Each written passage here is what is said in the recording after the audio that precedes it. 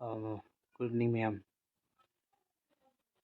I ngasi am peendaba amaga amadi nuaiba kharaga ai maruiba put khatang ai kong tawjage ma'am asi yamna seriously lopiu mainly akoigi Meitei khunai bu muthatna honariba community sing masidi section biu aduga amana akoigi ngasi kyam chumno lamno de ai khangde hoji hoji kenona yumjawdi yogre ko krena ai social media da amne thenga jaramin kekelna tawraga masagi Meitei Nupi taret pu namthak tawraga koira matungda aduga threaten toba blackmail tawraga nupi kihanba nupa ama phare kolena hadwaina social media dam thengnai jai ko ado masi yam thina hoigi yam tina nupi singbu usittaba amadi loinana namthak tawraga maming jingju Meitei maming thonjanba adai myam thonjalaga adwaina Meitei nupi je toksanaraga koiba aduga Meitei singsida aina haijeningba amana amu Meitei nupi sing hanasu haigre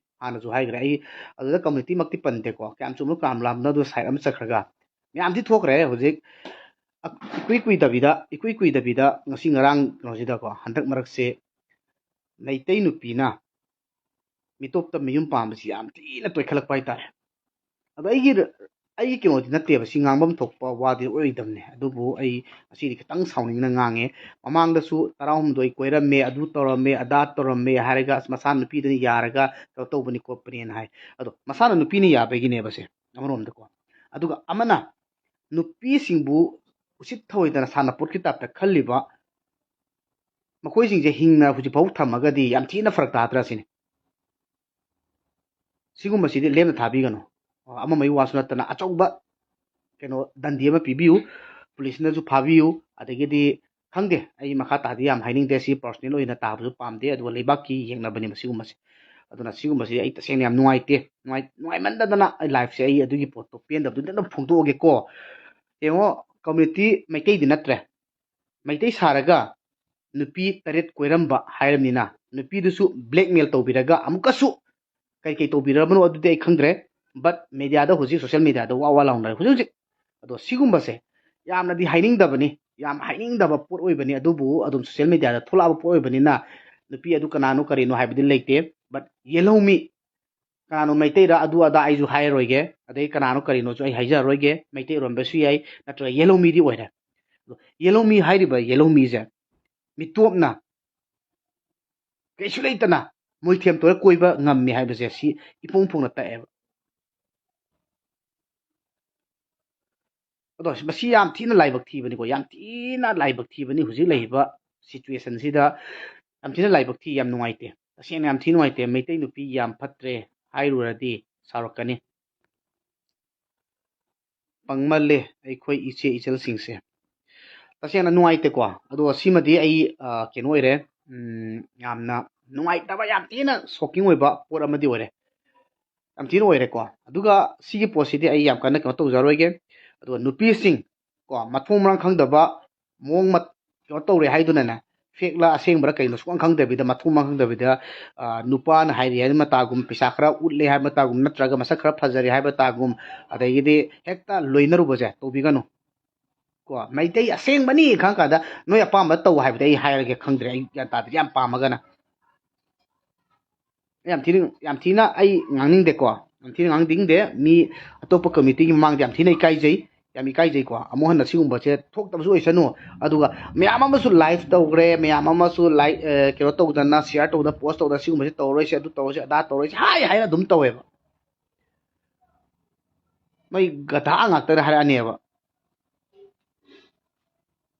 ko ngaki keno nungai bada arang arak ta ngaure pesa da chatle chumi lemna tharoi da bani amuktang yade ama khanghalgada bani masigumase tasengna ne yam thina lemna thadabase mathi yam thina video call da loi yengthoe video call da loi yengthoe blackmail tawre private relationship thamme mamingna ngamba kawi haijalle si ai loi pathurakani sida ai tasengna ne ama mai wasu natte comment ani siga related oiba hairpa matamda ai loina kino pathurakani ko ꯑꯗꯨꯒ ꯁꯤ ꯑꯩ ꯇꯁꯦꯡꯅ ꯑꯩ ꯈꯪꯕꯁꯨ ꯅꯠꯇꯦ ꯀꯔꯤꯅꯣ ꯈꯪꯕ ꯅꯠꯇꯦ but ꯂꯩꯔꯤꯕ ꯃꯇꯥꯡꯁꯤꯗ ꯌꯥꯝ ꯊꯤꯅ ꯃꯩꯇꯩꯒ ꯁꯥꯔꯒ ꯇꯧꯔꯛꯄ ꯑꯁꯤꯗꯤ ꯑꯩꯈꯣꯏꯒꯤ ꯃꯩꯇꯩꯁꯦ ꯃꯨꯠꯊꯠꯅꯕ ꯍꯣꯠꯅꯔꯛꯄꯅꯤ ꯑꯦꯅꯤ ꯀꯝꯃ꯭ꯌꯨꯅꯤꯇꯤ ꯑꯣꯏꯖꯁꯅꯨ ꯋꯥꯠꯑꯦꯚꯔ ꯑꯃ ꯍꯦꯛꯇ ꯑꯣꯏꯖꯁꯅꯨ ꯕꯠ ꯃꯩꯇꯩ ꯃꯨꯠꯊꯠꯅꯕ ꯍꯣꯠꯅꯔꯛꯄꯗ ꯑꯆꯧꯕ ꯊꯧꯗꯥꯡ ꯂꯧꯔꯤꯕ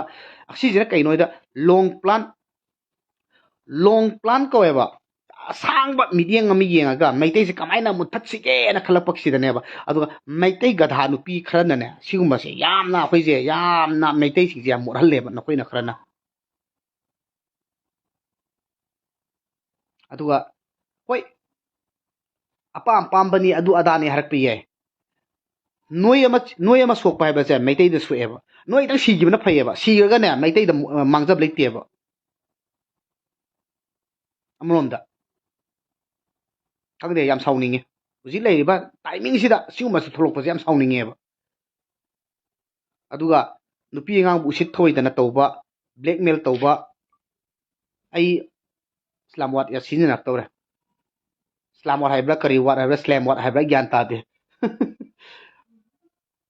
ꯈꯣꯟꯊꯤꯁꯦ ꯐꯠꯇꯕ ꯋꯥꯁꯦ ꯍꯥꯏꯅꯤꯡꯉꯛꯇꯧꯔꯦ ꯑꯗꯨꯅ ꯁꯤꯒꯨꯝꯕꯁꯦ ꯑꯩ ꯉꯥꯡꯖꯅꯤꯡꯗꯦ ꯐꯦꯁꯕꯨꯛꯁꯤꯗ ꯑꯗꯨꯅ ꯅꯨꯄꯤꯕꯨ ꯊꯧꯏ ꯎꯁꯤꯠꯇꯅ ꯇꯧꯔꯤꯕ ꯃꯈꯣꯏꯁꯨ ꯂꯦꯝꯅ ꯊꯥꯕꯤꯒꯅꯨ ꯁꯤ ꯈꯛꯇꯅꯦ ꯑꯩꯅ ꯍꯥꯏꯖꯅꯤꯡꯕꯗꯤ ꯑꯗꯨꯒ ꯑꯃꯅ ꯁꯤ ꯁꯥꯏꯗ ꯊꯝꯈ꯭ꯔꯁꯤ ꯃꯁꯤꯁꯨ ꯐꯖꯅ ꯐꯣꯂꯣ ꯇꯧꯕꯤꯌꯨ ꯃꯌꯥꯝ ꯒ꯭ꯌꯥꯟ ꯇꯥꯕꯤꯌꯨ ꯅꯁꯥꯒꯤ ꯏꯖꯠ ꯉꯥꯛꯅ ꯆꯠꯂꯨ ꯀꯣ ꯑꯩꯈꯣꯏꯒꯤ ꯐꯔꯥꯡꯒꯤ ꯇꯥꯏꯞꯇ ꯇꯧꯕꯤꯒꯅꯨ ꯃꯁꯤ ꯑꯃꯇꯪ ꯍꯥꯏꯔꯒ ꯑꯩ ꯁꯤ ꯃꯇꯥꯡꯁꯤ ꯂꯣꯏꯁꯤꯟꯖꯒꯦ ꯑꯗꯨꯒ ꯑꯇꯣꯞꯄ ꯃꯔꯨꯑꯣꯏꯕ ꯈꯔ ꯑꯃꯅ ꯃꯔꯨꯑꯣꯏꯕ ꯑꯩ ꯉꯁꯤꯗꯤ ꯑꯇꯣꯞꯄ ꯑꯩꯅ ꯄꯨꯈꯠꯆꯕ ꯈꯇꯪ ꯀꯩꯅꯣ ꯇꯧꯖꯦ ꯑꯗꯨꯒ ꯑꯦꯅꯤ ꯀꯃꯦꯟ ꯂꯥꯛꯄ ꯃꯇꯝꯗ ꯑꯩ ꯀꯃꯦꯟꯗꯤ ꯄꯥꯖꯒꯦ ꯉꯁꯤꯗꯤ ꯇꯁꯦꯡꯅ ꯑꯩ ꯃꯇꯝ ꯈꯇꯪ ꯀꯩꯅꯣ ꯇꯧꯖꯒꯦ ꯃꯥꯅꯦ ꯀꯨꯏꯔꯕꯅꯤ ꯀꯟꯈꯠꯄꯤꯅꯕ ꯂꯩꯔꯤꯈꯩ ꯌꯥꯔꯣꯏꯌꯦ ꯀꯟꯈꯠꯄꯤꯅꯕ ꯂꯩꯔꯤꯈꯩ ꯌꯥꯔꯣꯏꯌꯦ ꯀꯟꯈꯠꯂꯤꯕ ꯃꯤꯁꯤꯅ ꯌꯥꯝꯅ ꯍꯥꯟꯅ ꯀꯩꯅꯣ ꯇꯧꯒꯗꯕꯁꯦ ꯅꯥꯀꯜ ꯑꯅꯤꯃꯛ ꯈꯨꯠꯊꯤꯅꯕ ꯋꯥꯔꯛꯀꯗꯕꯅꯤ ꯃꯥꯅꯦ ꯀꯨꯏꯔꯕꯅꯤ ꯃꯩꯇꯩ ꯃꯨꯠꯊꯠꯅꯕ ꯍꯣꯠꯅꯕꯗ ꯁꯨꯝ ꯆꯥꯍꯟꯕꯅꯤ ꯃꯤꯅ ꯎꯁꯤꯠꯇꯤꯁꯦ ꯑꯩꯈꯣꯏꯒꯤ ꯒ꯭ꯌꯥꯟ ꯇꯥꯗꯕꯁꯤꯡꯁꯤꯅ ꯇꯧꯍꯟꯕꯅꯤ ꯃꯥꯅꯦ ꯀꯃꯦꯟꯒꯤ ꯃꯇꯨꯡ ꯏꯟꯅ ꯑꯩꯒꯤ ꯑꯣꯏꯕ ꯑꯗꯨꯝ ꯈꯔ ꯍꯥꯞꯆꯒꯦꯀꯣ ꯇꯁꯦꯡꯅ ꯉꯁꯤ ꯑꯩꯈꯣꯏꯒꯤ ꯏꯆꯦ ꯏꯆꯟꯁꯤꯡꯅ ꯍꯥꯏꯔꯤꯕ ꯅꯨꯄꯥ ꯅꯈꯣꯏꯅꯗꯤ ꯀꯩꯗꯧꯗꯅ ꯅꯨꯄꯤ ꯑꯩꯈꯣꯏꯅ ꯇꯧꯔꯀꯥꯟꯗ ꯋꯥ ꯉꯥꯡꯉꯦ ꯈꯣꯠꯂꯦꯅ ꯍꯥꯏꯌꯦꯕ ꯁꯃꯥꯖꯒꯤ ꯃꯤꯠꯌꯦꯡ ꯍꯥꯏꯕ ꯄꯣꯠꯁꯤꯗ ꯂꯥꯛꯄ ꯃꯇꯝꯗ ꯃꯩꯇꯩ ꯅꯨꯄꯤꯅ ꯑꯩꯈꯣꯏꯒꯤ ꯏꯔꯝꯗꯝꯁꯦ ꯋꯥꯔꯜꯒꯤꯗꯤ ꯑꯩ ꯍꯥꯏꯔꯔꯣꯏꯒꯦ ꯃꯅꯤꯄꯨꯔꯁꯦ ꯇꯁꯦꯡꯅ ꯏꯔꯝꯗꯝ ꯀꯪꯂꯩꯄꯥꯛꯁꯦ ꯉꯥꯛꯑꯒ ꯂꯥꯛꯑꯦ ꯍꯥꯏꯕꯁꯦ ꯍꯥꯟꯅꯗꯩ ꯍꯧꯅ ꯍꯥꯏꯔ ꯂꯥꯛꯑꯕꯅꯦꯕ ꯃꯁꯤꯒꯨꯝꯕꯁꯦ ꯑꯃꯨꯛꯇꯪꯗꯤ ꯃꯨꯊꯠꯃꯤꯟꯅꯁꯦ ꯕ꯭ꯂꯦꯛꯃꯦꯜ ꯇꯧꯔꯤꯕꯗꯨꯅ ꯍꯥꯠꯇꯣꯛꯀꯗꯕ ꯄꯥꯡꯊꯔꯨꯔꯤꯕꯁꯤꯡꯗꯨꯅ ꯃꯥꯒꯤ ꯐꯨꯔꯨꯞꯇꯨꯗꯒꯤ ꯇꯥꯟꯊꯣꯛꯀꯗꯕꯅꯤ ꯌꯥꯝ ꯅꯨꯡꯉꯥꯏꯇꯦ ꯑꯁꯤꯒꯨꯝꯕ ꯊꯧꯗꯣꯛꯁꯦꯀꯣ ꯑꯗꯨꯅ ꯑꯩꯗꯤ ꯀꯝꯃꯨꯅꯦꯜ ꯑꯣꯏꯕ ꯄꯣꯠꯇꯤ ꯉꯁꯤ ꯐꯥꯎꯕꯁꯨ ꯇꯧꯔꯛꯇ꯭ꯔꯤ ꯑꯩ ꯑꯣꯏꯕ ꯀꯝꯃꯨꯅꯦꯜ ꯑꯣꯏꯕ ꯀꯝꯃꯨꯅꯤꯇꯤ ꯑꯃ ꯄꯜꯂꯒ ꯀꯩꯅꯣ ꯇꯧꯕꯁꯦ ꯑꯩ ꯇꯧꯔꯛꯇ꯭ꯔꯤ ꯑꯗꯨꯕꯨ ꯁꯤꯒꯨꯝꯕ ꯇꯧꯕ ꯊꯕꯛꯁꯤꯗꯤ ꯕ꯭ꯂꯦꯛꯃꯦꯜ ꯌꯥꯅꯔ ꯂꯩꯔ ꯃꯇꯨꯡꯗ ꯌꯥꯅꯔꯒ ꯂꯣꯏꯅꯔ ꯃꯇꯨꯡꯗ ꯕ꯭ꯂꯦꯛꯃꯦꯜ ꯑꯃꯨꯛ ꯇꯧꯔꯒ ꯎꯁꯤꯠ ꯊꯑꯣꯏꯗꯕ ꯇꯧꯕ ꯁꯤꯒꯨꯝꯕꯗꯤ ꯌꯥꯝ ꯊꯤꯅ ꯂꯥꯜꯂꯤ ꯌꯥꯝ ꯊꯤꯅ ꯇꯧꯍꯟꯅꯤꯡꯗꯦ ꯃꯁꯤꯃꯇ ꯑꯩ ꯍꯥꯏꯖꯅꯤꯡꯉꯤꯀꯣ ꯅꯨꯄꯤꯗ ꯕ꯭ꯂꯦꯛꯃꯦꯜ ꯇꯧꯕꯁꯦ ꯁꯤꯗꯤ ꯑꯩꯁꯨ ꯌꯥꯅꯤꯡꯗꯦ ꯑꯗꯨꯅ ꯅꯨꯄꯤ ꯕ꯭ꯂꯦꯛꯃꯦꯜ ꯇꯧꯕ ꯑꯁꯤꯁꯦ ꯑꯍꯥꯟꯕꯗ ꯅꯝꯕꯔ 1 ꯈ꯭ꯋꯥꯏꯗꯒꯤ ꯐꯠꯇꯕ ꯑꯃꯅꯤꯀꯣ ꯑꯗꯣ ꯁꯤꯁꯦ ꯀꯃꯦꯟ ꯑꯩ ꯀꯩꯅꯣ ꯑꯣꯏꯕ ꯀꯃꯦꯟꯁꯨ ꯑꯩꯒꯤ ꯑꯣꯏꯕ ꯈꯔꯁꯨ ꯑꯩ ꯑꯦꯗ ꯇꯧꯔꯦ ꯑꯗꯨꯒ ꯑꯇꯣꯞꯄ ꯑꯃꯅ ꯍꯧꯖꯤꯛ ꯌꯥꯝꯅ ꯑꯩ ꯋꯥꯈꯟꯗ ꯑꯩ ꯉꯁꯥꯏ ꯄꯣꯁ ꯑꯃ ꯊꯥꯒꯠꯂꯦꯕ ꯑꯩꯈꯣꯏꯒꯤ ꯑꯣꯛ ꯌꯥꯝ ꯍꯣꯡꯉꯦ ꯁꯤꯗꯩ ꯍꯦꯟꯅ ꯍꯣꯡꯕ ꯂꯩꯇ꯭ꯔꯕꯅ ꯑꯩꯅ ꯑꯣꯛ ꯊꯥꯒꯠꯄꯒꯤ ꯃꯇꯥꯡꯗꯣ ꯀꯅꯥꯒꯨꯝꯕ ꯈꯔꯕꯨꯗꯤ ꯍꯥꯏ ꯍꯣꯡꯉꯤꯗꯣ ꯀꯩꯅꯣ ꯇꯧꯔꯨꯕꯩ ꯑꯣꯏꯔꯝꯒꯅꯤ ꯑꯅꯥꯕ ꯑꯣꯏꯔꯝꯒꯅꯤ ꯑꯁꯤꯕ ꯑꯣꯏꯔꯝꯒꯅꯤ ꯈꯣꯠꯀꯅꯤꯅ ꯑꯗꯨꯃꯥꯏꯅꯁꯨ ꯀꯃꯦꯟ ꯄꯤꯍꯧꯋꯤ ꯑꯩꯒꯤ ꯈꯪꯅ ꯆꯥꯟꯅꯕꯁꯨ ꯑꯗꯨꯝ ꯌꯥꯎꯋꯤ ꯐꯥꯒꯤ ꯑꯣꯏꯔꯕꯁꯨ ꯑꯣꯏꯕꯗꯤ ꯑꯣꯏꯔꯝꯕ ꯌꯥꯏ ꯑꯗꯣ ꯑꯩ ꯀꯩꯅꯣꯝ ꯍꯥꯏꯖꯒꯦ ꯍꯥꯏꯍꯧꯔꯤꯕ ꯑꯣꯛ ꯀꯛꯍꯧꯔꯤꯕ ꯄꯣꯠꯇꯣ ꯃꯁꯥꯅ ꯂꯣꯏꯖꯕ ꯃꯐꯝꯗꯒꯤ ꯀꯛꯍꯧꯕꯅꯤ ꯑꯗꯨꯒ ꯍꯥꯠꯀꯗꯕꯁꯨ ꯂꯣꯏꯔꯀꯥꯟꯗ ꯀꯛꯅꯕꯁꯨ ꯂꯩꯍꯧꯋꯤ ꯑꯗꯣ ꯌꯥꯝ ꯍꯣꯡꯅ ꯃꯤ ꯑꯃꯗꯒꯤ ꯂꯩꯔꯒ ꯀꯛꯍꯧꯕ ꯅꯠꯇꯦ ꯃꯥꯒꯤꯗꯣ ꯑꯩꯅ ꯈꯟꯕꯗꯀꯣ ꯑꯩ ꯏꯁꯥꯃꯛꯇꯒꯤꯁꯨ ꯐꯤꯛꯁꯇ ꯂꯧꯍꯧꯋꯤ ꯑꯩꯅ ꯑꯗꯨꯝ ꯁꯨꯝ ꯑꯩꯒꯤ ꯍꯣꯡꯃꯟꯕꯗꯨꯗ ꯃꯌꯥꯝꯗꯣ ꯃꯣꯏꯗ ꯂꯩꯖꯁꯅꯨꯅ ꯈꯜꯂꯒ ꯑꯩꯅ ꯐꯣꯇꯣ ꯀꯥꯞꯄꯒ ꯑꯩ ꯄꯣꯁ ꯊꯥꯒꯠꯆꯈꯤꯕꯅꯦ ꯃꯗꯨꯗ ꯃꯉꯣꯟꯗꯒꯤ ꯑꯩꯅ ꯃꯥꯅ ꯊꯥꯒꯠꯄꯤꯌꯨ ꯑꯗꯨ ꯇꯧꯋꯦ ꯑꯗ ꯀꯩꯝ ꯂꯩꯇꯦ ꯑꯩꯉꯣꯟꯗꯒꯤ ꯆꯞ ꯆꯥꯕꯤ ꯃꯈꯣꯡꯅ ꯂꯨꯄꯥ 100 ꯀꯣ ꯑꯗꯨꯒ ꯃꯁꯥꯗꯨꯅ 100 ꯄꯤꯍꯧꯋꯤ ꯃꯗꯨ ꯑꯩꯅ ꯁꯤ ꯍꯥꯏꯌꯦꯅ ꯀꯩꯅꯣ ꯇꯧꯕꯒꯤ ꯋꯥꯁꯨ ꯅꯠꯇꯦ ꯑꯗꯣ ꯃꯌꯥꯝꯅ ꯑꯩꯅ ꯄꯣꯁꯇꯣ ꯃꯁꯥ ꯈꯪꯗꯅ ꯃꯁꯥ ꯇꯥꯗꯅ ꯊꯥꯒꯠꯂꯨꯔꯒ ꯁꯤꯔꯥꯟ ꯗꯣꯔꯥꯟ ꯈꯟꯈꯤꯒꯗꯕꯗꯣ ꯑꯗꯨꯁꯨ ꯅꯨꯡꯉꯥꯏꯇꯗꯅ ꯑꯩ ꯍꯥꯏꯍꯧꯕꯅꯤꯀꯣ ꯑꯗꯨꯅ ꯑꯩ ꯑꯣꯛꯇꯨꯁꯨ ꯌꯥꯝꯅ ꯀꯩꯅꯣ ꯇꯧꯍꯧꯋꯤ ꯑꯣꯛꯇꯨꯁꯨ ꯌꯥꯝ ꯍꯥꯎꯍꯧꯋꯤ ꯑꯩꯅ ꯈꯟꯕꯗ ꯑꯩ ꯍꯥꯎꯒꯗꯕ ꯃꯁꯛ ꯂꯩ ꯑꯗꯣ ꯑꯩꯅ KG 2.5 ꯂꯧꯔꯛꯑꯦ ꯑꯩꯈꯣꯏ ꯊꯣꯡꯉꯦ ꯆꯥꯗꯧꯔꯦ ꯍꯧꯖꯤꯛ ꯇꯦꯁ ꯇꯧꯕꯅ ꯄꯤꯔꯛꯑꯝꯃꯦ ꯁꯤꯗ ꯃꯌꯥꯝ ꯇꯦꯁ ꯇꯧꯁꯤꯔꯣ ꯑꯩ ꯃꯨꯛꯕꯥꯡ ꯇꯧꯁꯤꯔꯥ ꯈꯜꯂꯤꯅꯦ ꯉꯁꯥꯏ ꯉꯁꯤ ꯁꯥꯎꯅꯤꯡꯉꯦ ꯉꯁꯥꯏ ꯍꯧꯖꯤꯛꯀꯤ ꯅꯨꯄꯤ 5 ꯁꯨꯃꯥꯏꯅ ꯇꯧꯋꯦ ꯈꯣꯠꯂꯦ ꯑꯗꯣ ꯑꯩꯒꯤ ꯅꯨꯄꯤꯁꯨ ꯃꯥ ꯀꯦꯗꯅ ꯈꯣꯠꯇꯅ ꯃꯧꯗꯅ ꯃꯤꯡꯖꯦꯜ ꯃꯅꯥꯛꯇ ꯌꯥꯝ ꯆꯪꯉꯤ ꯌꯦꯡꯒꯦꯔꯣ ꯃꯌꯥꯝ ꯇꯥꯅꯤꯡꯗꯦ ꯍꯥꯏꯁꯤꯗꯤ ꯁꯦ ꯃꯌꯥꯝ ꯌꯦꯡꯉꯣꯀꯣ ꯃꯥ ꯇ꯭ꯔꯦꯡ ꯇ꯭ꯔꯦꯡ ꯐꯖꯗ꯭ꯔꯣ ꯅꯣꯏꯒꯤ ꯑꯩꯒꯤ ꯏꯊꯛ ꯊꯣꯡꯕꯁꯤꯅ ꯅꯅꯥꯎꯅꯨꯄꯤ ꯅꯆꯟꯅꯨꯄꯤ ꯑꯩꯒꯤ ꯏꯈꯥ ꯊꯪꯕꯁꯤꯡꯁꯤꯅ ꯅꯥꯇꯩꯃ ꯑꯗꯨꯒ ꯑꯉꯥꯡꯁꯤꯡꯒꯤꯅ ꯅꯣꯏ ꯅꯦꯅꯦ ꯅꯣꯏ ꯆꯠꯆꯥ ꯑꯗꯣ ꯑꯩꯅ ꯁꯨꯃꯥꯏꯅ ꯑꯃꯨꯛ ꯑꯩꯅ ꯐꯥꯒꯤ ꯇꯧꯁꯤꯅ ꯃꯌꯥꯝ ꯂꯥꯟꯅ ꯂꯧꯕꯤꯒꯅꯨꯀꯣ ꯑꯗꯨꯒ ꯑꯃꯅ ꯑꯩꯈꯣꯏꯒꯤ ꯆꯩꯔꯥꯎꯕꯒꯤ ꯃꯇꯥꯡꯗ ꯑꯩ ꯚꯤꯗꯤꯑꯣ ꯑꯃꯁꯨ ꯊꯥꯒꯠꯈ꯭ꯔꯦꯀꯣ ꯑꯗꯨꯒꯤ ꯃꯇꯥꯡꯗ ꯑꯩꯈꯣꯏꯒꯤ ꯏꯌꯥꯝꯕ ꯏꯕꯣꯌꯥꯏꯃꯅ ꯀꯩꯅꯣ ꯑꯃ ꯇꯧꯔꯛꯑꯦꯕ ꯃꯥꯒꯤꯁꯨ ꯄꯣꯁ ꯑꯃ ꯊꯥꯒꯠꯍꯧꯋꯦ ꯑꯗꯨꯏꯗꯣ ꯑꯩ ꯂꯥꯏꯚꯁꯤꯗ ꯑꯝꯇꯪ ꯄꯟꯖꯍꯧꯒꯦ ꯃꯁꯤ ꯌꯥꯝꯅ ꯃꯔꯨ ꯑꯣꯏꯕꯅꯤ ꯃꯁꯤ ꯃꯇꯥꯡꯁꯤꯗꯗꯤꯀꯣ ꯑꯗꯣ ꯑꯩ ꯄꯥꯊꯣꯛꯆꯔꯛꯀꯦ ꯃꯗꯨꯒꯤ ꯉꯁꯤ ꯑꯝꯇ ꯄꯤꯔꯛꯑꯣꯅꯦ ꯁꯅꯥ ꯅꯪꯒꯤ ꯐꯣꯟꯗꯗꯤ ꯌꯥꯝ ꯇꯦꯡꯖꯒꯦ ꯑꯩ ꯉꯁꯥꯏ ꯅꯉꯣꯟꯗ ꯀꯩꯅꯣ ꯇꯧꯕꯅꯦ ꯏꯌꯥꯝꯕ ꯏꯕꯣꯌꯥꯏꯃ ꯂꯥꯏ ꯇꯤꯟꯒꯤ ꯌꯥꯝ ꯀꯟꯅ ꯇꯧꯕ ꯑꯩꯈꯣꯏꯒꯤ ꯁꯣꯟꯕ ꯈꯣꯠꯄ ꯇꯧꯕ ꯏꯌꯥꯝꯕ ꯃꯌꯥꯝꯁꯨ ꯈꯪꯕꯤꯔꯝꯒꯅꯤ ꯍꯤꯗꯦꯟ ꯑꯦꯖꯦꯟꯗꯥ ꯑꯃ ꯂꯩꯔꯦ ꯊꯕꯛꯇ ꯃꯥꯏ ꯑꯣꯟꯁꯤꯜꯂꯁꯤ ꯑꯊꯨꯕꯗ ꯇꯧꯁꯦ ꯏꯆꯟ ꯏꯆꯦꯁꯤꯡꯁꯨ ꯒ꯭ꯌꯥꯟ ꯈꯤꯇꯪ ꯇꯥꯍꯟꯅꯤꯡꯉꯤ ꯌꯥꯝ ꯊꯤꯅ ꯆꯨꯝꯃꯕꯅꯤ ꯏꯆꯟ ꯏꯆꯦꯁꯤꯡꯅ ꯒ꯭ꯌꯥꯟ ꯇꯥꯔꯛꯀꯥꯟꯁꯤꯗ ꯑꯗꯨꯒ ꯑꯃꯅ ꯃꯩꯇꯩ ꯏꯆꯤꯟ ꯏꯅꯥꯎ ꯅꯨꯄꯥꯁꯤꯡꯅꯁꯨ ꯏꯆꯦ ꯏꯆꯟꯁꯤꯡꯁꯦ ꯃꯥꯡꯊꯣꯛꯄꯤꯔꯝꯒꯅꯨ ꯑꯗꯨꯒ ꯃꯥꯡꯊꯣꯛꯑꯝꯕ ꯃꯇꯝꯁꯤda ꯃꯈꯣꯏꯒꯤ ꯏꯖꯠꯄꯨ ꯀꯩꯁꯨ ꯂꯩꯇꯅ ꯈꯜꯂꯛꯀꯅꯤ ꯑꯗꯨꯅ ꯃꯔꯝ ꯑꯣꯏꯔꯒ ꯑꯇꯣꯞꯄ ꯃꯤꯅꯁꯨ ꯌꯥꯝ ꯂꯥꯏꯅ ꯎꯁꯤꯠꯇꯅ ꯇꯧꯔꯛꯄ ꯃꯌꯥꯝ ꯑꯃꯁꯨ ꯑꯩ ꯑꯗꯨꯝ ꯊꯦꯡꯅꯖꯩ ꯑꯩꯒꯤ ꯏꯃꯥꯟꯅꯕꯤ ꯑꯃ ꯋꯥꯔꯤ ꯇꯥꯕ ꯃꯇꯝꯗ ꯌꯥꯝ ꯅꯨꯡꯉꯥꯏꯇꯕ ꯃꯌꯥꯝ ꯊꯦꯡꯅꯩꯀꯣ ꯑꯗꯨꯅ ꯃꯩꯇꯩ ꯑꯣꯏꯕ ꯑꯩꯈꯣꯏꯒꯤ ꯌꯦꯜꯂꯧꯃꯤꯁꯤꯡꯅꯁꯨ ꯑꯩꯒꯤ ꯏꯆꯦ ꯏꯆꯟꯁꯤꯡꯁꯤꯕꯨ ꯃꯣꯏꯊꯦꯝ ꯇꯧꯔꯒ ꯌꯥꯝ ꯁꯦꯡꯅ ꯍꯥꯏꯖꯔꯒꯦ ꯁꯤꯗ ꯑꯩ ꯏꯀꯥꯏꯒꯤ ꯑꯗꯨ ꯑꯗꯥ ꯂꯣꯏ ꯊꯥꯗꯣꯛꯑꯒ ꯍꯛꯇꯤꯟꯅꯕꯤꯔꯒ ꯇꯧꯁꯟꯅꯔ ꯀꯣꯏꯕꯤꯔꯒ ꯂꯧꯕꯤꯗꯗꯅ ꯑꯗꯨꯃꯥꯏꯅ ꯀꯩꯅꯣ ꯇꯧꯕꯁꯨ ꯑꯗꯨꯗꯒꯤ ꯃꯈꯣꯏꯒꯤ ꯈꯣꯡꯐꯝꯁꯦ ꯁꯣꯏꯗꯅ ꯑꯇꯣꯞꯄꯗ ꯆꯠꯄ ꯈꯣꯠꯄꯁꯨ ꯁꯤꯒꯨꯝꯕꯁꯨ ꯊꯣꯛꯏ ꯃꯔꯝ ꯑꯗꯨꯅ ꯃꯩꯇꯩ ꯅꯨꯄꯥꯁꯤꯡꯅꯁꯨ ꯌꯥꯔꯤꯕ ꯃꯈꯩ ꯏꯆꯦ ꯏꯆꯟꯁꯤꯡꯁꯤꯕꯨ ꯅꯆꯦ ꯅꯆꯟ ꯅꯠꯇ꯭ꯔꯒ ꯂꯧꯒꯦ ꯈꯟꯕ ꯑꯣꯏꯔꯒꯗꯤ ꯅꯛꯅꯕꯤꯌꯨ ꯂꯣꯏꯅꯕꯤꯌꯨ ꯑꯗꯨ ꯅꯠꯇꯕꯤꯗ ꯃꯈꯣꯏꯕꯨ ꯑꯋꯥꯐꯝꯗ ꯇꯥꯍꯟꯕꯤꯕꯒꯤ ꯀꯩꯅꯣꯁꯦ ꯇꯧꯕꯤꯒꯅꯨ ꯍꯥꯏꯕꯁꯦ ꯑꯩ ꯉꯁꯤꯗꯤ ꯃꯇꯥꯡꯁꯤꯗ ꯑꯩ ꯍꯥꯞꯆꯍꯧꯔꯤꯀꯣ ꯌꯥꯝ ꯂꯥꯟꯅ ꯂꯧꯕꯤꯒꯅꯨ ꯐꯖꯩ ꯏꯅꯥꯎꯄꯤ ꯐꯖꯩ ꯏꯌꯥꯝꯕ ꯏꯇꯩꯃꯒ ꯑꯃꯨꯛꯇꯪ ꯃꯨꯛꯕꯥꯡ ꯇꯧꯔꯛꯑꯣ ꯇꯧꯊꯔꯛꯑꯗꯕꯅꯦ ꯃꯨꯛꯕꯥꯡ ꯅꯇꯩꯃꯒ ꯐꯖꯩ ꯌꯥꯝ ꯅꯨꯡꯁꯤ ꯏꯆꯜꯁꯦ ꯊꯦꯡꯛ ꯌꯨ ꯁꯣ ꯃꯆ ꯃꯌꯥꯝ ꯑꯩ ꯀꯩꯅꯣꯒꯤꯗꯣ ꯑꯩ ꯉꯁꯥꯏꯒꯤ ꯅꯣꯡꯃ ꯄꯥꯟꯕꯒꯤ ꯆꯩꯔꯥꯎꯕꯒꯤ ꯃꯇꯥꯡꯁꯦ ꯑꯩ ꯑꯝꯇꯪ ꯄꯥꯊꯣꯛꯆꯔꯛꯀꯦꯀꯣ ꯑꯩ ꯁꯤꯒꯤ ꯀꯩꯅꯣꯁꯦ ꯑꯩꯅ ꯀꯩꯅꯣ ꯇꯧꯕ ꯄꯣꯔꯦ ꯇꯣ ꯁꯨꯃꯥꯏꯅ ꯑꯩꯅ ꯄꯨꯊꯣꯛꯑꯦꯀꯣ ꯌꯥꯝ ꯁꯥꯡꯉꯦ ꯑꯩ ꯁꯤ ꯍꯥꯏꯐꯦꯠꯇꯪ ꯄꯥꯊꯣꯔꯛꯀꯦ ꯁꯤ ꯇꯤꯜꯍꯧꯒꯤ ꯉꯁꯥꯏ ꯍꯣꯡꯉꯦ ꯈꯣꯠꯂꯦꯅ ꯑꯩ ꯅꯨꯄꯤꯅ ꯇꯥꯛꯑꯦ ꯑꯍꯣꯡꯕ ꯂꯩꯌꯦꯅ ꯂꯩꯔꯨꯁꯦꯅ ꯇꯧꯔꯛꯑꯝꯕ ꯀꯩꯅꯣꯅꯦ ꯑꯗ ꯑꯩ ꯄꯥꯖꯔꯛꯑꯒꯦ ꯁꯤꯗ ꯌꯥꯝꯅ ꯃꯔꯨ ꯑꯣꯏꯀꯣ ꯑꯩꯒꯤ ꯃꯣꯠꯇꯗꯤ ꯅꯣꯏꯒꯤ ꯃꯣꯠꯇꯗꯤ ꯃꯔꯨ ꯑꯣꯏꯗꯕ꯭ꯔꯥ ꯈꯜꯂꯤ ꯑꯩꯈꯣꯏ ꯅꯣꯡꯃ ꯄꯥꯟꯕ ꯆꯩꯔꯥꯎꯕꯁꯤ ꯑꯩꯈꯣꯏ ꯃꯩꯇꯩ ꯈꯨꯗꯤꯡꯃꯛꯅ ꯍꯟꯗꯛ ꯄꯥꯡꯊꯣꯛꯅꯕ ꯌꯥꯝ ꯀꯟꯅ ꯍꯣꯠꯅꯖꯕꯁꯦ ꯃꯥꯏ ꯊꯤꯅꯕꯒꯤꯗꯃꯛꯇ ꯀꯅꯥꯒꯨꯝꯕ XYZ ꯈꯔꯅ ꯁꯤꯟꯕ ꯑꯣꯏꯔꯒꯁꯨ ꯑꯗꯒꯤꯗꯤ ꯒꯣꯔꯃꯦꯟꯅ ꯅꯠꯇ꯭ꯔꯒ ꯑꯃꯅ ꯁꯨꯇꯤ ꯊꯥꯈꯤꯗꯕ ꯑꯣꯏꯔꯒꯁꯨ ꯑꯃ ꯑꯣꯏꯔꯒꯁꯨ ꯑꯗꯨꯅ ꯑꯃ ꯑꯣꯏꯈ꯭ꯔꯒ ꯍꯧꯖꯤꯛ ꯑꯩꯈꯣꯏꯒꯤ ꯐꯩ ꯐꯠꯇꯦ ꯇꯠꯅꯩ ꯈꯣꯠꯂꯦ ꯍꯥꯏꯕꯗꯒꯤ ꯑꯃꯨꯛ ꯅꯣꯡꯃ ꯄꯥꯟꯕꯁꯤꯗ ꯂꯥꯏꯒꯤ ꯊꯧꯔꯝ ꯇꯧꯕ ꯌꯥꯔꯣꯏꯗ꯭ꯔꯥ ꯄꯥꯈꯠꯅꯆꯔꯝꯕꯗꯣ ꯑꯗꯣ ꯑꯩꯒꯤ ꯍꯧꯖꯤꯛꯀꯤ ꯚꯤꯗꯤꯑꯣ ꯑꯃꯁꯨ ꯊꯥꯒꯠꯆꯈ꯭ꯔꯦ ꯊꯥꯒꯠꯂ ꯃꯇꯨꯡꯗ ꯏꯌꯥꯝꯕ ꯏꯕꯣꯌꯥꯏꯃꯅ ꯊꯥꯒꯠꯂꯛꯄ ꯄꯣꯁꯇꯣ ꯑꯩ ꯑꯝꯇꯪ ꯄꯥꯊꯣꯛꯆꯔꯛꯀꯦ ꯅꯣꯡꯃ ꯄꯥꯟꯕ ꯆꯩꯔꯥꯎꯕ ꯀꯨꯝꯁꯤ ꯆꯍꯤꯒꯤ ꯅꯣꯡꯃ ꯄꯥꯟꯕ ꯆꯩꯔꯥꯎꯕ ꯅꯨꯃꯤꯠ ꯑꯁꯤ ꯇꯠꯅꯕ ꯅꯨꯃꯤꯠ ꯇꯥꯏ ꯀꯣ ꯃꯥ ꯍꯥꯏꯁꯦꯀꯣ ꯏꯇꯩꯃꯒ ꯑꯃꯨꯛꯇ ꯇꯧꯕꯤꯔꯛꯑꯣ ꯏꯌꯥꯝꯕ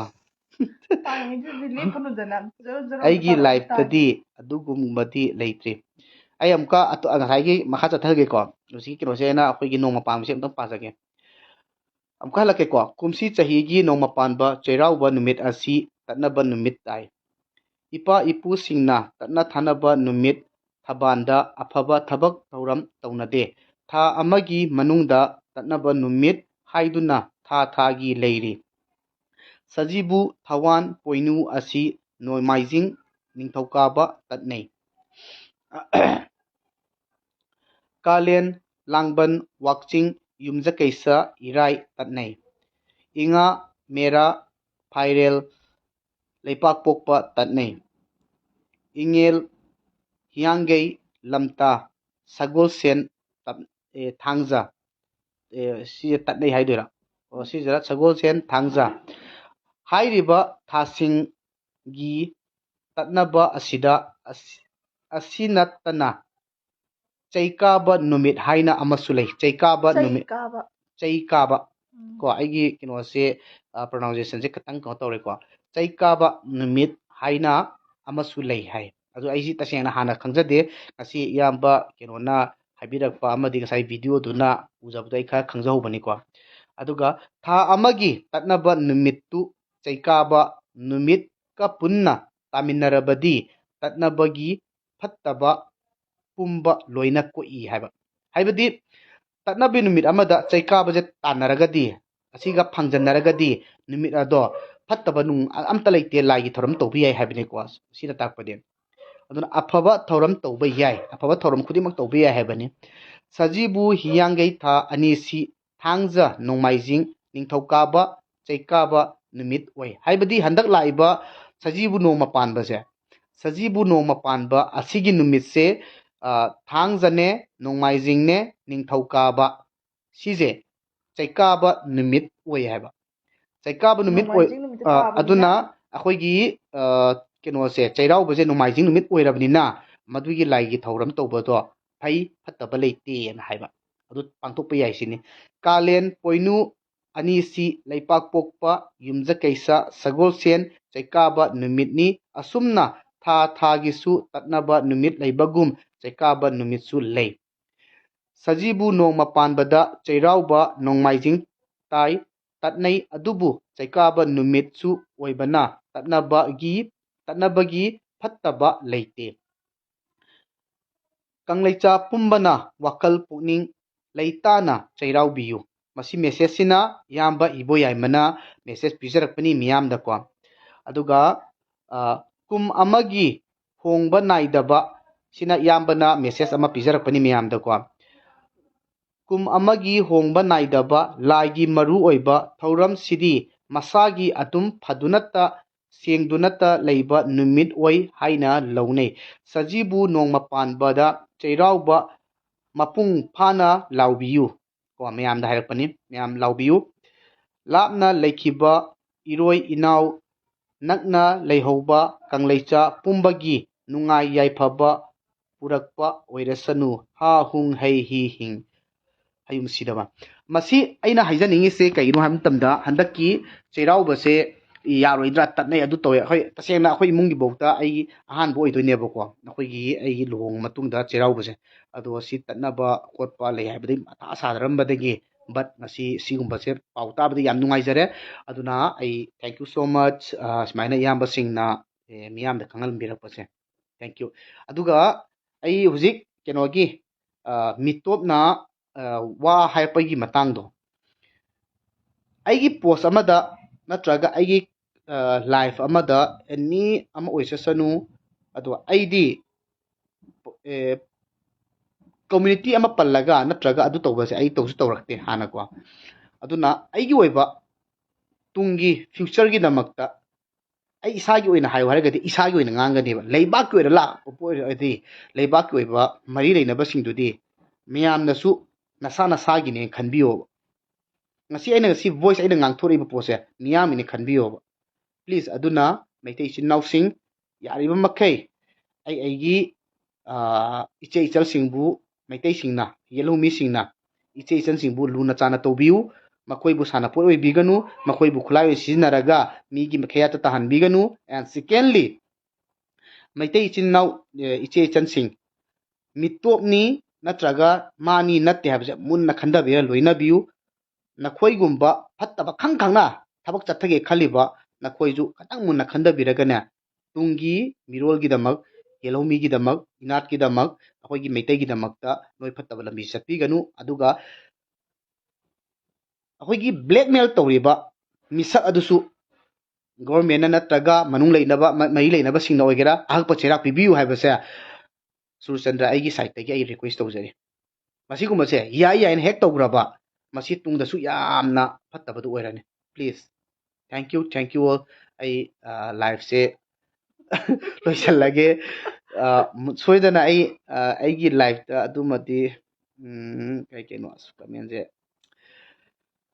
ai soidana mubang soin tawjarani khoini mang sai de ai nakta leiso mubang torake mubang je ok da tawjara hujik te si Này có xin này có xem tận xin tiền ra rồi à sao nè tôi siêu mẹ một lần kia hả xe à xin nàng dân gì này cô sẽ má thùng gì nè cái mua siêu má thùng gì nè hả sẽ dịch ra hào bên cái mẹ hào bên gì cô à cái si ấy một bằng tàu rồi mẹ à đúng không ấyจะมาซ้ำตัวไปพี่หรอเนี่ยจะพวกตัวเองไปพี่หรอไอ้มันสหายกันนะมาสาเพียงกันละเนี่ยakwai ni oina base myam tari tani ngaro ado ta dab sungai ro yeng dab sungai ro kari kuma akwai ni aina mubang tora ba ko myam da like natraga comment natraga share ai sungkom ko moy just akwai ni gi how na samina ba do myam da nom di am tang di utchage soidana lak nang sas lo is baat ko tu do ba sare na charo idra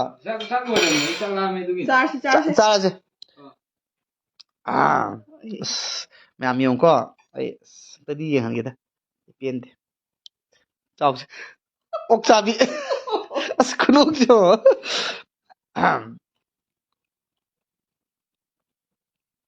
ei ta do re as adum yaw re ok to hauni ngasi ju ok chai jam ai si cha gyo et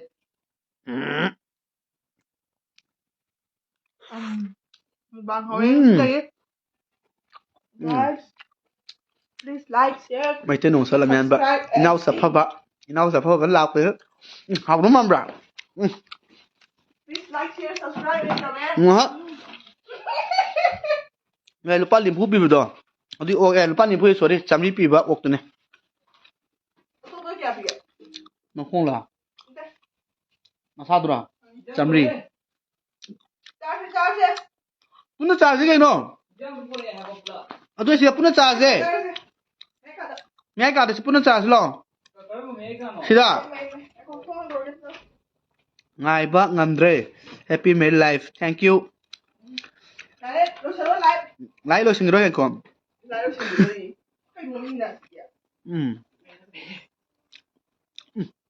rồi xin nha ok xin cho bây giờ nè làm thòng mắm ăn rồi ôi sabi bà lôi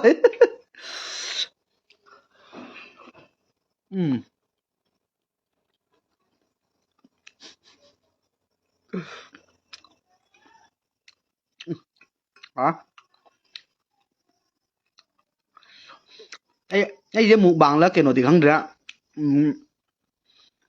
ấy mũ bằng nó còn là cái quốc xe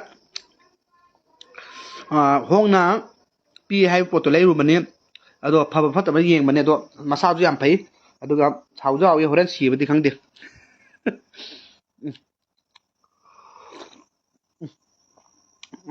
xin sao vậy sana ai live lôi đi vậy ai lôi đâu đây yamba wangjingda leiba ngangom sagai cheirauba yadare yum mangi aikhoi dada macha nupa phangbagi aima aya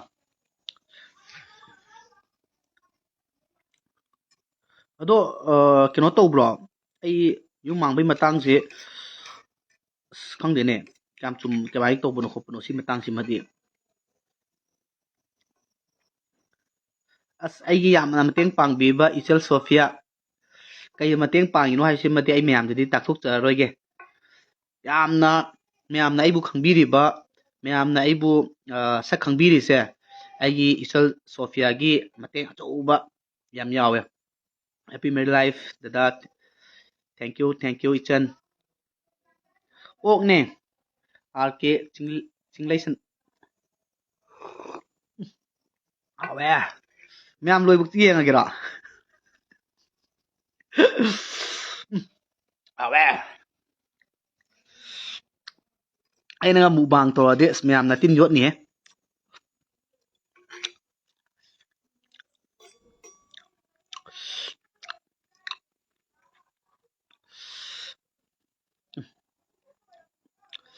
Ado yamba mukbang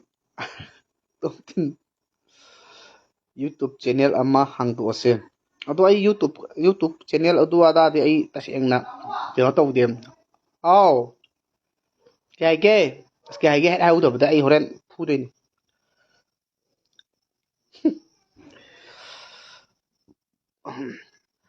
Kan chơi đâu nè em tăng live ta.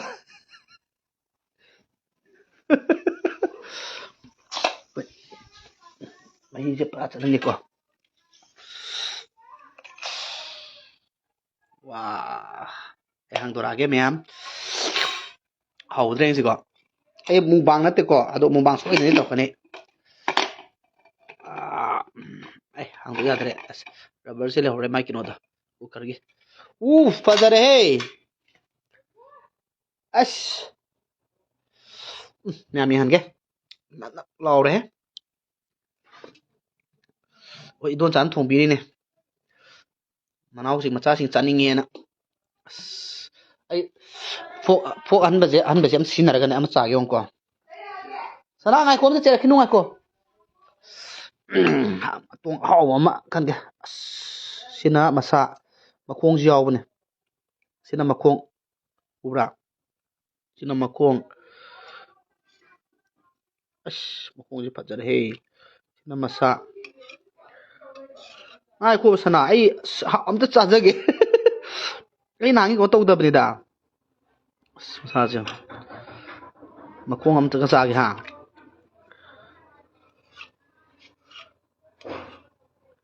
Si katang muri tawe sidi phajar he left ne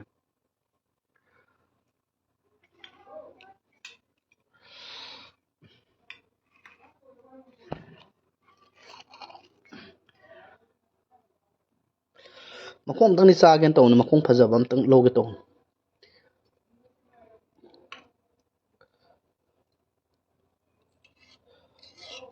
makhong maru chawna yaw bani na sile makhong amale sida si makhong ji talle noi de karem da nuai wa noi karem nei nei se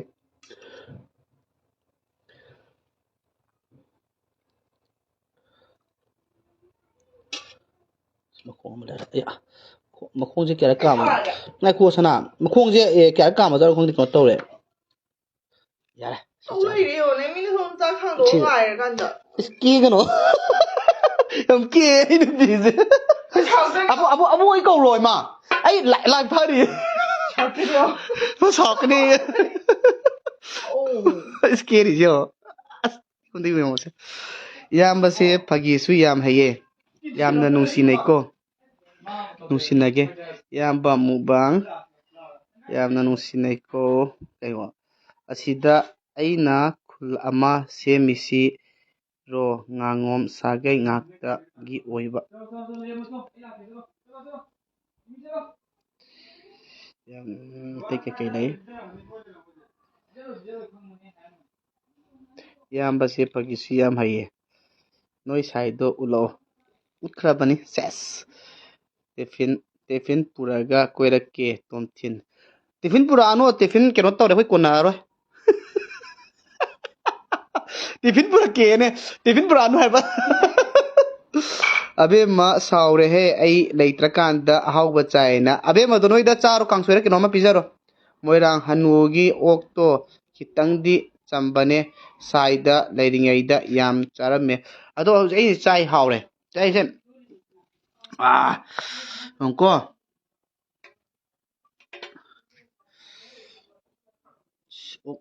mukbang smai tau dai ne pulop sasang ya sapa ai nu si da loi ni ikai ga no aseng mai bane oi ko na roi ba nang la di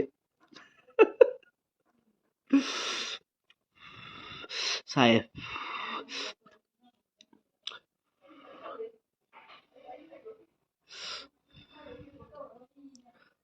sumorjit lakano kg ma pulo ado thuang cha ji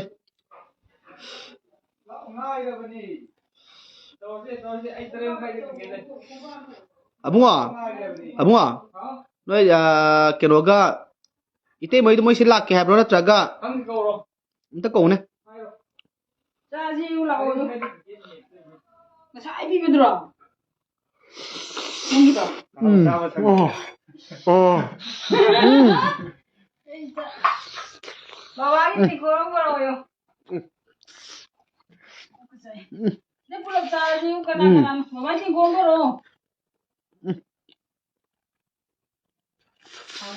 Hả?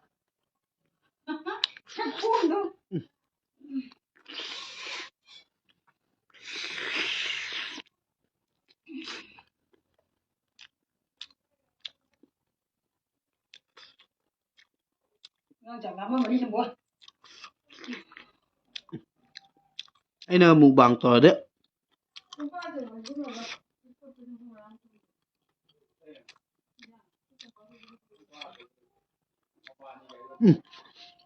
Kulama siya masiro. Jamba ngangom ngakagi oiba.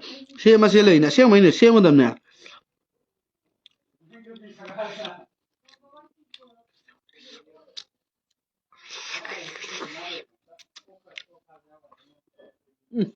Pamu ya. Anh nói tỏi lái là bao mù bằng này nè, mày nè.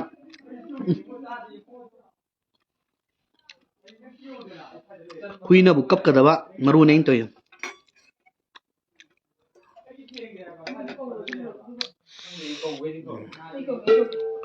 Chỉ cầm tông qua.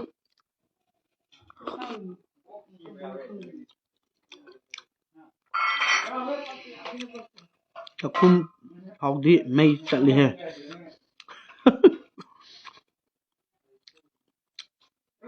Khung bất tới tao không? Nhưng mà đây Sage hai habi rồi nè. Live yang bidi ba ichili nau sing pok sabi ba gao le di si matang si di tin not ra di lo le. Da SEMBOY ho ba yam ta thre da. Atei malak pa da gi di hau khra cha le. Sana cha khadang thang do piro ba ngasi ni seba tau biro. Thau ga lon tau biro ba. Ayo re soidre. Ngam di sahur itu, ini cak je. Orang tahu lagi deh. Kang dia, mubang sih betul saja. Ai mubang tahu ke, memang kena hafta magi na terus no magi KG mamam piro ai tok tharage. Memang kain na piro. Ai lagi di tahu ngam moi ba.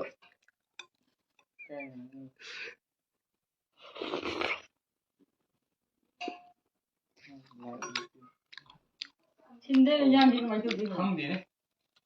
Mới lau hay ba? Kau orang hay lah. Kau tadi kau tadi gini. Tengok macam tengok orang tengok tu. Tiga sih lah. Berapa lah? Mungkin lau apa sih? Mau pernah ini tengok. Jang ni kau. Tengok tu berapa? Lakanu kok kenam lakanu. Jangan saja mi lak piau ni.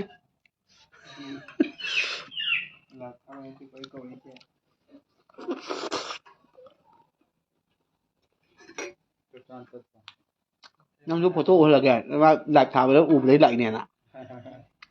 Chứ không? Em yêu là kìa có à?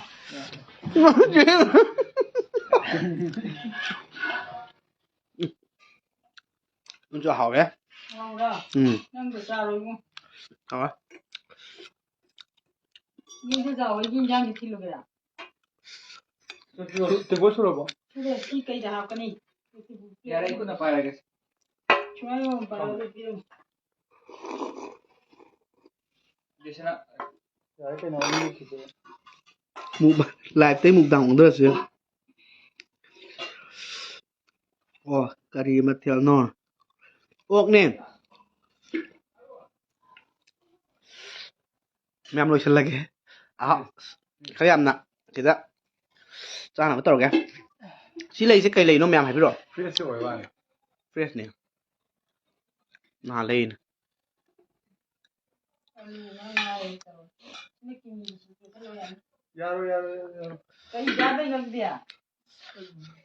Adagi photo se iyamba kena pibiba adai nang sangai gi pibiba ai das hada ꯂꯩꯁꯦ ꯌꯥꯝ ꯐꯖꯩ ꯆꯩꯔꯥꯎꯕꯁꯨ ꯇꯧꯔꯔꯣꯏ ꯅꯨꯡꯉꯥꯏꯇꯦ ꯑꯣ ꯀꯔꯤ ꯃꯊꯦꯜꯅꯣ ꯁꯤꯗꯤ ꯍꯦꯛꯇ ꯆꯥꯊꯔꯦ ꯂꯥꯏꯐꯁꯦ mukbang ꯑꯣꯟꯊꯔꯁꯦ ꯏꯌꯥꯝꯕ ꯌꯦꯡꯕ ꯌꯥꯝ ꯅꯨꯡꯉꯥꯏ ꯁꯤꯌꯥꯔꯁꯨ ꯀꯥꯎꯗꯅ ꯍꯟꯖꯤꯟ ꯍꯟꯖꯤꯟ ꯁꯤꯌꯥꯔ ꯇꯧ ꯂꯩꯔꯦ ꯍꯦ ꯏꯀꯥꯏꯖꯩ ꯁꯤꯌꯥꯔ ꯇꯧꯒꯅꯨ ꯃꯍꯤꯒ ꯍꯦꯛꯇ ꯊꯛꯇꯕꯤꯅꯦ ꯃꯁꯤꯗꯤ ꯀꯥꯡꯁꯣꯏ ꯃꯥꯜꯂꯦ ꯑꯩꯒꯤ ꯑꯝꯇ ꯇꯧꯁꯦ ꯂꯥꯛꯑꯣ ꯇꯥꯃꯣ ꯑꯩꯈꯣꯏꯗ ꯇꯧꯁꯦ ꯃꯨꯛꯕꯥꯡ ꯇꯧꯁꯦꯅ ꯀꯧꯔꯦ ꯍꯌꯦꯡ ꯑꯩ ꯂꯣꯏꯁꯤꯜꯂꯒꯦꯀꯣ ꯅꯣꯏꯁꯦ ꯃꯨꯛꯕꯥꯡꯗꯤ ꯅꯠꯇꯦ ꯇꯧꯁꯤꯜꯂꯒꯦ ꯁꯥꯎꯗ ꯌꯥꯎꯔꯦ